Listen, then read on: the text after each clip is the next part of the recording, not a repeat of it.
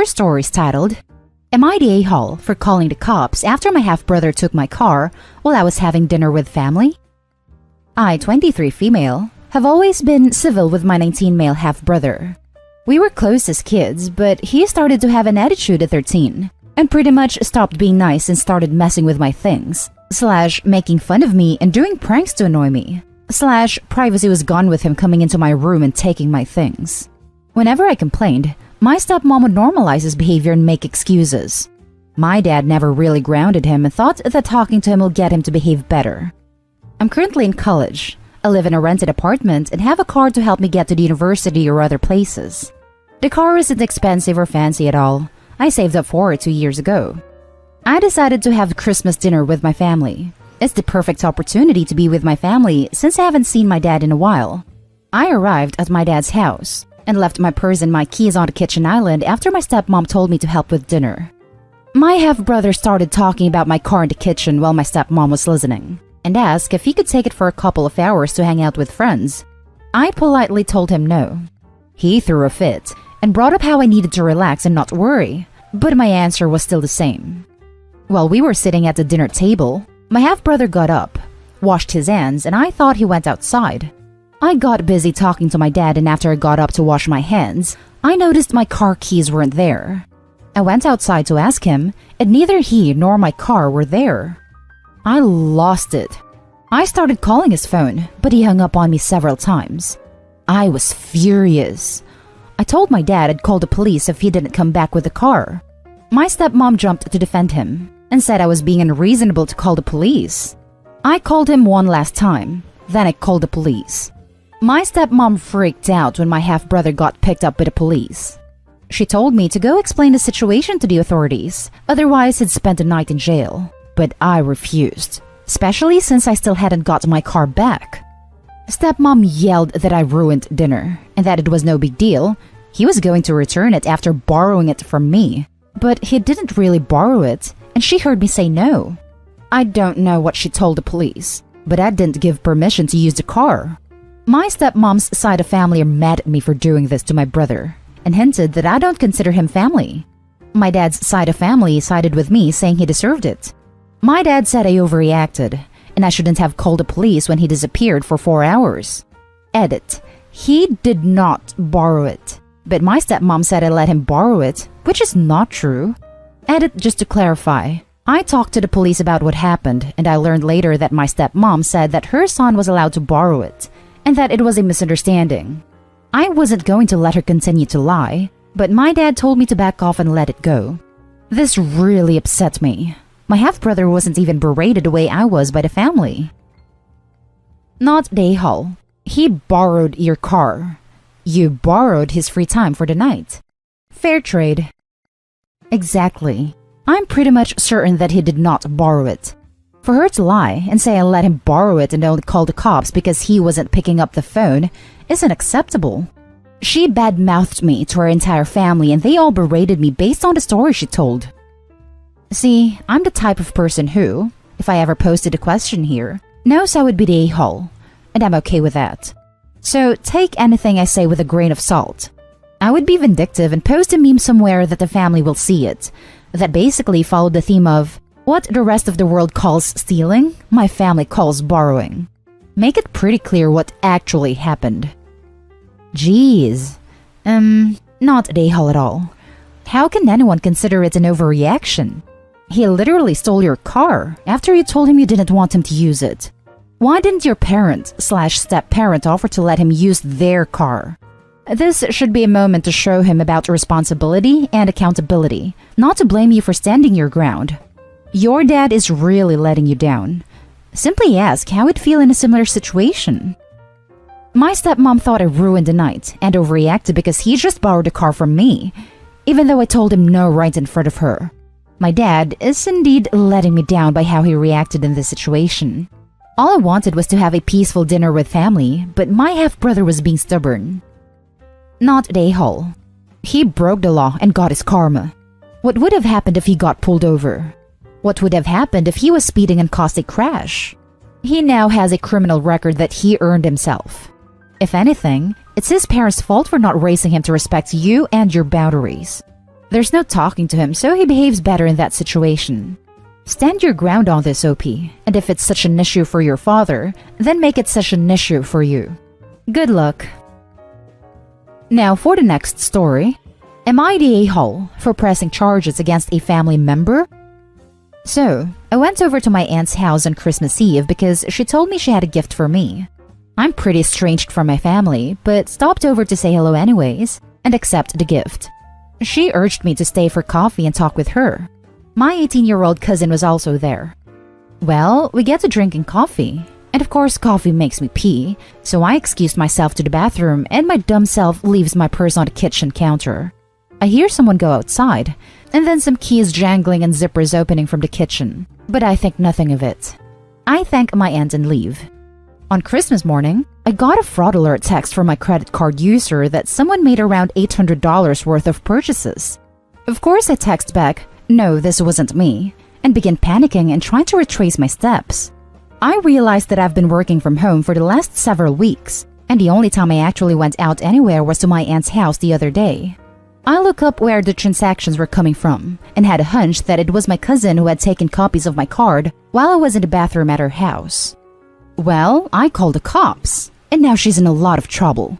I phoned my aunt and told her what had happened, and she didn't believe me until my cousin freaking admitted to doing it and began crying and hyperventilating that she'd pay me back as soon as she'd get a job. I began screaming at her that what she did was a federal crime and that she's going to prison. And why the hell did she do what she did, thinking she wouldn't get caught? She hung up after that and never knew what my aunt's initial reaction was after my cousin admitted to doing it. Until this morning. I put my phone on Do Not Disturb for the night and received over 40 calls and text messages from my aunt, uncle, and cousin pleading me to drop the charges because I'll ruin my cousin's life and she realizes what she did was wrong. I texted back to my aunt, I don't care if it ruins her life. She literally committed credit card fraud and deserves to be punished. She's 18 now. She's an adult. Aunt, you are a very cold and rude person. No wonder your parents want nothing to do with you. You don't even want to take care of them. Your cousin said she was sorry, and she's applying for jobs, and we can figure something out for her to pay you on an installment plan. Me, I'll consider dropping charges if you pay the $800 to me in full by Friday. And, no, that's not how that works. Me, okay, well then I'm not dropping the charges. And, okay, well then you don't have a family anymore. I want you to return the gift I got for you. And I'm calling your parents to tell them what happened. Lol, okay, call my parents. I'm 27. Am I the a-hole for pressing charges against my cousin and then refusing to consider dropping them when my aunt wouldn't compromise? Now for the top comments. Not the a-hole. They literally stole from you. Actions have consequences. Are you on the hook for that money or did the card company let it go? And, no, that's not how that works. OP, tell that to the judge. And, surprised Pikachu. Not the a-hole. You did everything right. Your family, on the other hand, all of them suck here. If it was a total stranger, no one would be upset at you for calling the cops. No one. Lesson learned for your cousin? Don't be a thief. If you back down, they will do it again. 100% it isn't the first time they did it either. Families who downplay, try to find ways for the family members to weasel out of repercussions are enablers. Your cousin will never learn if they don't have consequences for their actions. Your aunt raised a terrible child, but she's now an adult and 100% knew it was wrong. Your aunt is the a-hole along with your uncle and cousin, are manipulators, enablers, and gigantic a-holes. You are better off without those people for family. Run, hun, run. They're not family. You are 100% in the right. Hold your head high. You were robbed. You are the victim here. Don't let them talk you out of this. And hon, dear God, I'm so sorry that your own family's doing this to you. You don't deserve this at all, especially at Christmas time. Maybe I'm being cynical here, but OP, not the a-hole, is largely estranged from their family. And then out of the blue, Auntie calls them with a gift. And during that time, cousin commits the crime. Aunt sounds more than an enabler. She sounds complicit to me. On to the next story. Am I the a-hole for not reimbursing my brother for an air mattress? This happened around Thanksgiving, but I'm still getting crap about it from my family. I'm a 27-year-old woman who lives in a one-bedroom apartment by myself.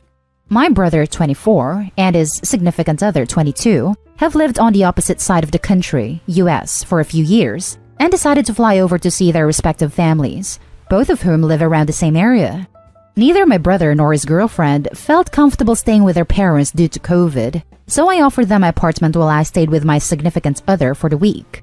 Everyone was happy with this arrangement. We never talked about it specifically before they arrived, so I just assumed that they would sleep in my queen-sized bed.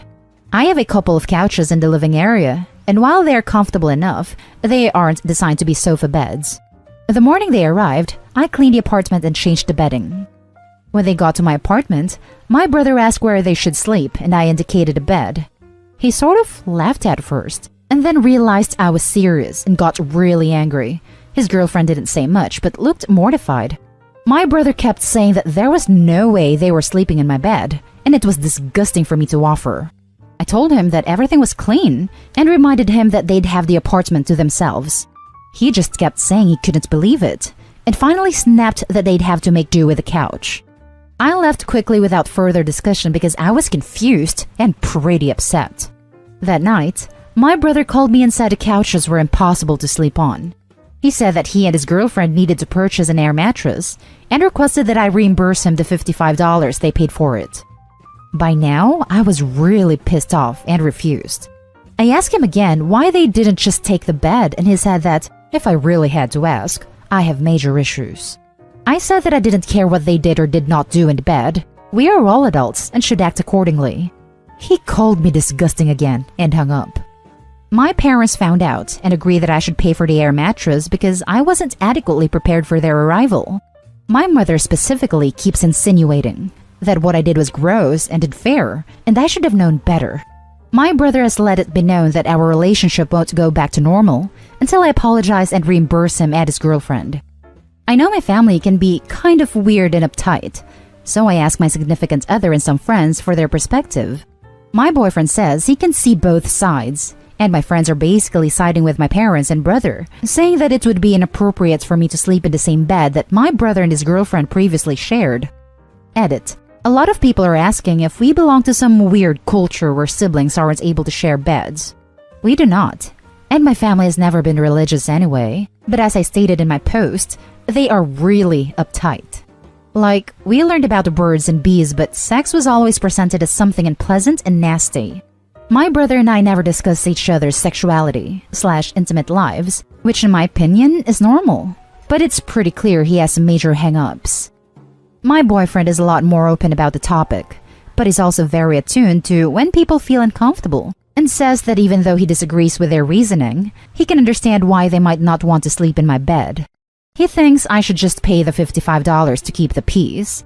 My friends, no idea. Lol. 100% not the a-hole. Have they ever slept in a hotel? Because I guarantee that bed is a hell of a lot more gross than yours.